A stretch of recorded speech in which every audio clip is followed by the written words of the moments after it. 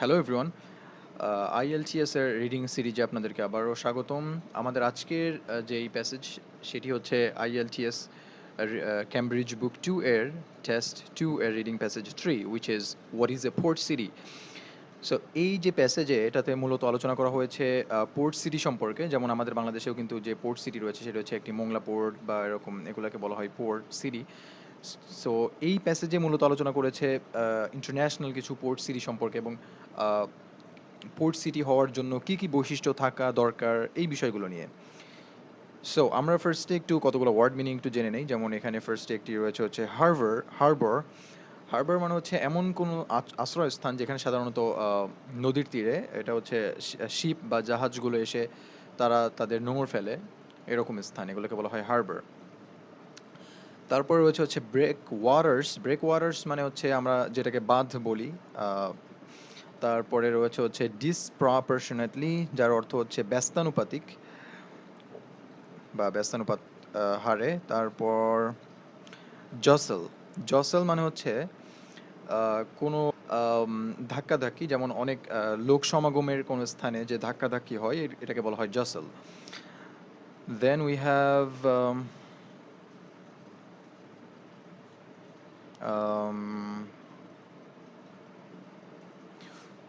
War. War মানে হচ্ছে যে এটাকে বলা হয় হচ্ছে আপনার আকরিক, আর হচ্ছে আপনার ডকস। ডকস মানে হচ্ছে ফেরি, ঘাট। তারপর মেট্রোপলিস, যার অর্থ মহানগরী। সো আমরা আগে একটু কোশ্চেন দেখি ফার্স্টে। Questions 27 to 30। ওকে, সো আমরা আগে লিস্ট অফ হেডিংসগুলো একটু দেখে নিই। যেমন এক নম্বরে বলা হচ্ছে যে আ ট্রুলি ইন্টারন্যাশনাল এনভায়রনমেন্ট। দুই number once a port city always a port city. তিন number good ports make huge profits. চার নাম্বারে বলা হচ্ছে how the ports changes a series infrastructure. পাঁচ নম্বরে বলা হচ্ছে reasons for the decline of ports. ছয় নম্বরে বলা হচ্ছে relative significance of trade and service industry. সাত নম্বর পোর্টস অ্যান্ড হারবার্স। আট number the demands of the oil industry. ওকে, তাহলে আমরা ফার্স্টে কোশ্চেন হচ্ছে 27 নম্বর। 27 নম্বর হচ্ছে প্যারাগ্রাফ বি। সো আমরা প্যারাগ্রাফ বিটা একটু দেখি। আপনি প্যারাগ্রাফ বিটা পড়ার পরে আপনি যখন এই লাস্ট লাইনটা পড়বেন এখান থেকে, যে they remain different kinds of places, এখানে দে বলতে পোর্ট সিটি কে ইঙ্গিত করা হচ্ছে। So port city remain different kinds of places. Port সিটিগুলো সবসময় একটু আলাদা প্লেস হিসেবেই থাকে ফ্রম নন পোর্ট সিটিজ, অর্থাৎ নন পোর্ট সিটি থেকে বা নন বন্দর সিটি থেকে। And their port functions account for that difference. এবং এই যে পোর্ট সিটিগুলো যে কেন আলাদা সেটার কথা বলা হচ্ছে যে এই পোর্ট সিটির ফাংশনগুলা এই ডিফারেন্সের কারণ। অর্থাৎ পোর্ট সিটির যেই বৈশিষ্ট্যগুলা, এই বৈশিষ্ট্যগুলোই অন্যান্য নন পোর্ট সিটি থেকে এই পোর্ট সিটিগুলোকে আলাদা করে রাখে।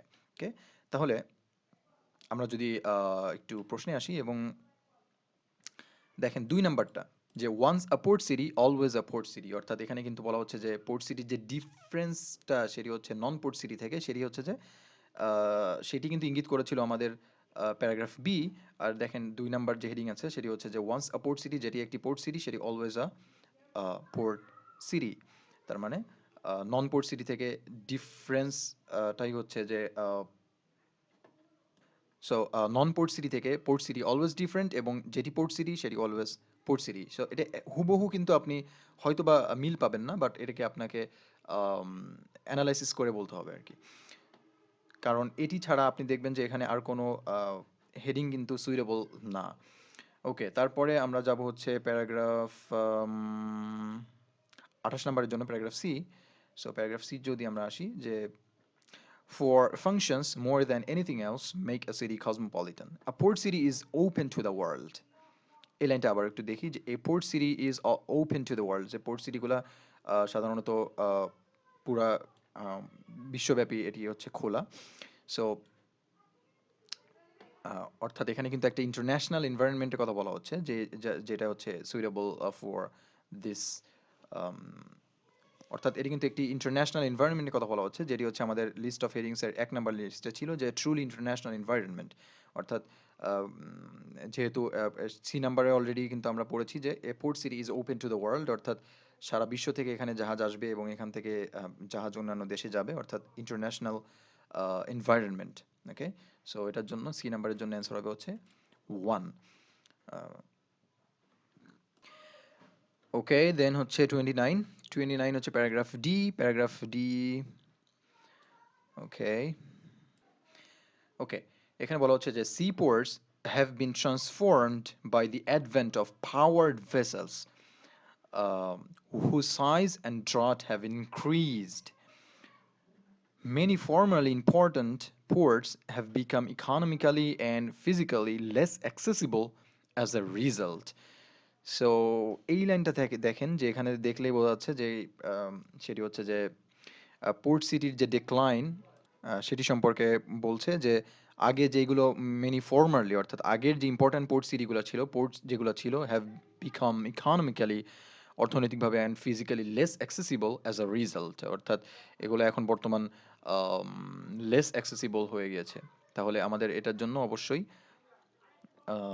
অ্যান্সার হবে হচ্ছে এই 5 নাম্বার, অর্থাৎ reasons for the decline of ports.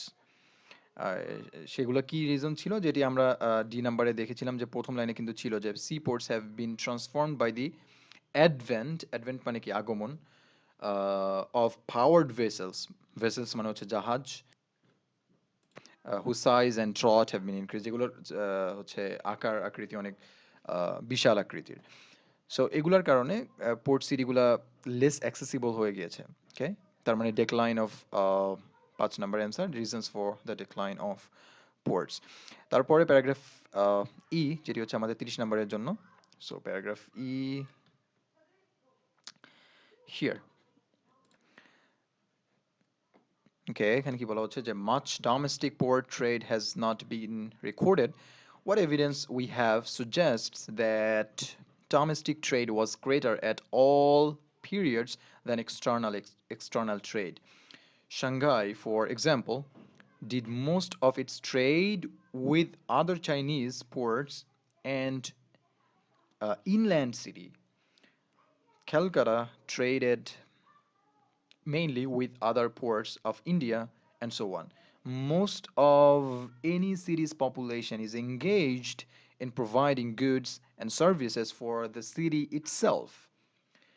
So অধিকাংশ শহরগুলার কি হয়েছে এখন, যেগুলো ট্রেড করে এদের নিজেদের শহরের মধ্যেই বা নিজেদের দেশের মধ্যেই, trade outside the city is its basic function, but each basic worker requires food, housing, clothing, and other such services. তাহলে এই মোটামুটি এই প্যাসেজে হচ্ছে ট্রেড এবং সার্ভিস এগুলো সম্পর্কে আলোচনা করছে, যেগুলো হচ্ছে যে আপনার ট্রেডগুলো এখন কি হয়েছে, যে অধিকাংশ হচ্ছে ইন সিটি, অর্থাৎ সিটির মধ্যেই এগুলা ট্রেড করছে এখন। সো আমাদের এখান থেকে অ্যান্সার হবে হচ্ছে right 6 number, relative significance of trade and service industry. Okay, তো এটা ছিল হচ্ছে 27 থেকে 30 গেল। Then we have questions 31 to 34। এখানে হচ্ছে যে এ থেকে এইচ পর্যন্ত কতগুলা সিটি দেওয়া আছে আমাদের কাছে, এবং এই সিটির বৈশিষ্ট্যগুলা 31 থেকে 34 পর্যন্ত কতগুলা বৈশিষ্ট্য দেওয়া আছে। এখন কোন সিটি আর কোন বৈশিষ্ট্য কোন সিটির জন্য, সেটি হচ্ছে আমাদেরকে এখান থেকে চুজ করে অ্যান্সারটা লিখতে হবে। ওকে, সো 31 নাম্বার বলছে যে রিকোয়ার্ড কনসিডারেবল হারবার ডেভেলপমেন্ট, অর্থাৎ কোন সিটিগুলোর জন্য জরুরি ছিল হারবার ডেভেলপমেন্টটা, অর্থাৎ পোর্টের যে অর্থাৎ হারবারের যে ডেভেলপমেন্টগুলো সেগুলোর খুবই অত্যন্ত জরুরি ছিল কোন সিটিগুলোর জন্য। তাহলে আমরা যদি এই নাম্বার যে প্যারাগ্রাফটা এখান থেকে একটু পড়ি, যে Madras and Colombo are examples of harbour expensively improved by enlarging, dredging and building breakwaters. তার মানে মাদ্রাজ এবং কলম্বো হচ্ছে দুইটা example of harbours expensively improved, অনেক ব্যয়বহুলভাবে যেগুলোকে যার হারবারগুলোকে ইমপ্রুভ করা হয়েছে বা ডেভেলপমেন্ট করা হয়েছে বাই এনলার্জিং, অনেক বড় পরিসরে করে, ড্রেজিং, খনন করে, অ্যান্ড বিল্ডিং ব্রেক ওয়াটার্স, এবং বাঁধ নির্মাণ করে। তাহলে অবভিয়াসলি আমাদের অ্যান্সার হবে হচ্ছে Madras and Colombo. Okay, so where is Madras and Colombo? D. So 31 নম্বরের জন্য অ্যান্সার হবে হচ্ছে ডি। এরপরে 32 নম্বর বলা হচ্ছে যে বিজ্ঞান sport but other facilities later dominated. অর্থাৎ প্রথমে ওই সিটিগুলা পোর্ট হিসাবেই যার যাত্রা শুরু হয় ওই সিটিগুলার, but other facilities later dominated, যে পরবর্তীতে অন্যান্য আরও অনেক ফ্যাসিলিটি যেগুলো ডমিনেট করেছিল। তাহলে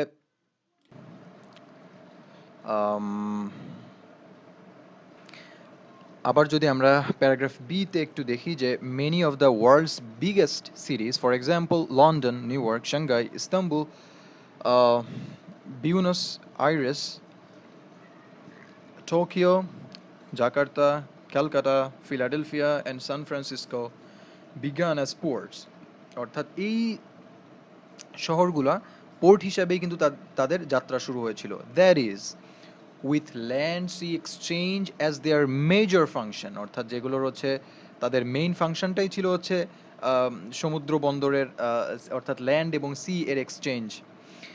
but they have since grown disproportionately in other respects so that their port functions are no longer dominant. ঠিক এইটাই কিন্তু আমাদের প্রশ্নে ছিল। তার মানে এটা কোন কোন city? London, New York, Shanghai, Istanbul, Buenos Aires, Tokyo, Jakarta, Kolkata, Philadelphia and San Francisco. তাহলে আমাদেরকে এখান থেকে মাত্র দুইটা দেখতে হবে, যে দুইটা ওই শহরগুলোর মধ্যে রয়েছে।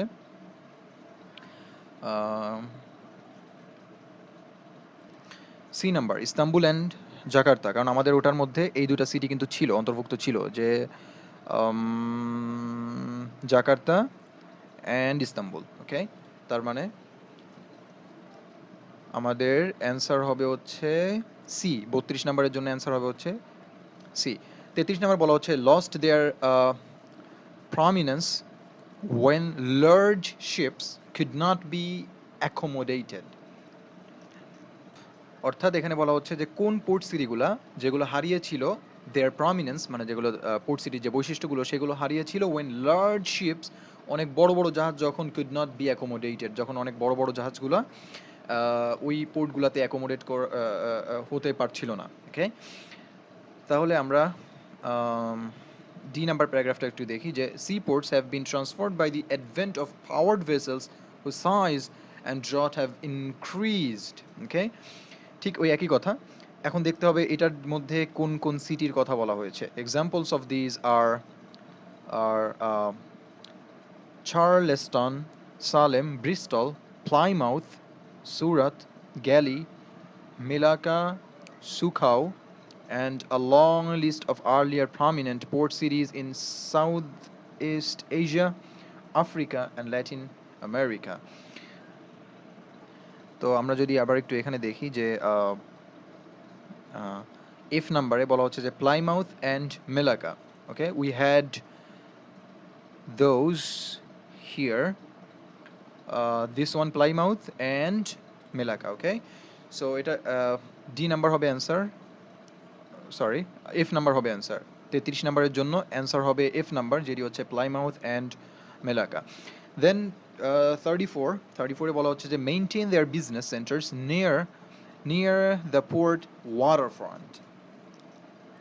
অর্থাৎ কোন কোন সিটিগুলা যেগুলো হচ্ছে মেইনটেইন করেছে তাদের বিজনেস সেন্টারগুলোকে মেইনটেইন করেছে নিয়ার দ্য পোর্ট ওয়াটারফ্রন্ট, অর্থাৎ একদম নদী বন্দরের খুব কাছাকাছি স্থানগুলোতে। ওকে, তাহলে এটা খোঁজার জন্য আমরা যদি জি নাম্বার প্যারাগ্রাফটা একটু পড়ি এখান থেকে যে series which began as ports retain the chief commercial and administrative centre of the city close to the water front. Same জিনিস। তাহলে এটা হচ্ছে কোন কোন সিটির ক্ষেত্রে, সেটি হচ্ছে আমাদেরকে দেখতে হলে এখান থেকে একটু দেখি যে দিস প্রক্সিমিটি টু ওয়াটার, অর্থাৎ এই যে ওয়াটার বা পানির খুব সন্নিকটে তাদের যে অফিসগুলা, is also true of Boston, Philadelphia, Bombay, Calcutta, Madras, Singapore, Bangkok, Hong Kong and Yokohama. Okay, তাহলে আমরা একটু দেখি এখানে G number Singapore and Yokohama, এবং আমাদের কিন্তু এখানে দুইটা শহরই ছিল, একটা হচ্ছে সিঙ্গাপুর অ্যান্ড ইয়োকোহামা। ওকে, তাহলে এটি হচ্ছে আমাদের 34 নম্বরের অ্যান্সার, সেটি হচ্ছে জি। 34 নম্বরের জন্য অ্যান্সার হবে হচ্ছে জি।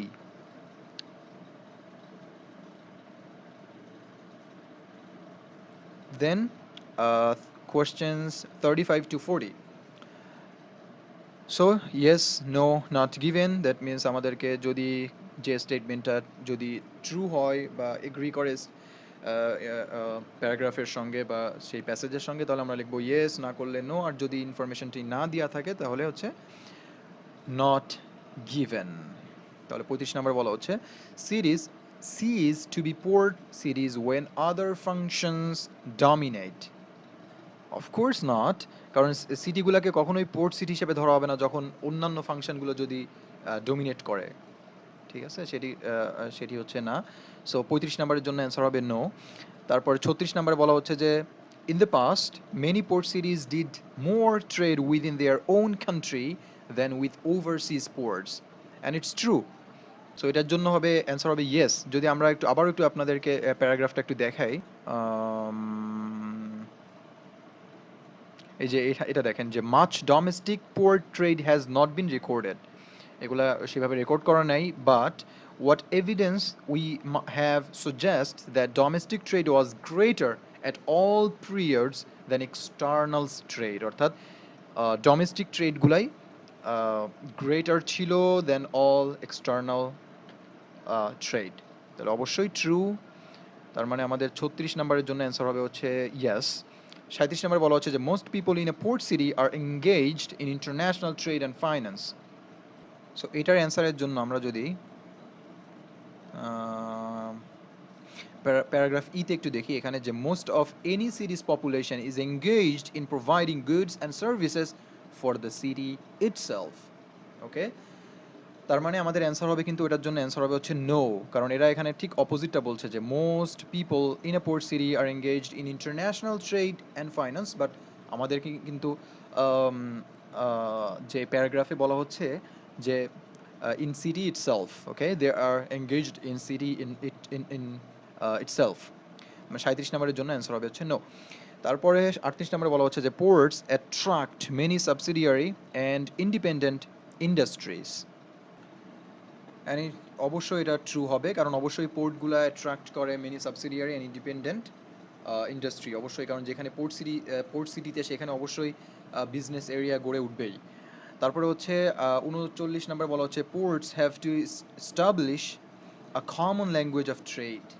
আমরা টোটাল প্যাসেজটি পড়লে এই রিলেটেড কোনো ইনফরমেশন আমরা খুঁজে পাবো না, অর্থাৎ 39 নম্বরের জন্য অ্যান্সার হবে হচ্ছে নট গিভেন।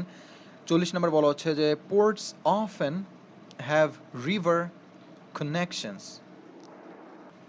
অবশ্যই হতেই হবে, কারণ পোর্ট সিটিগুলোতে অবশ্যই রিভার টু রিভার কানেকশন হওয়াটা বাধ্যতামূলক। So they often have river connections. So এটি ছিল মোটামুটি reading passage 3 test 2 IELTS Cambridge book 2 এর। So thank you.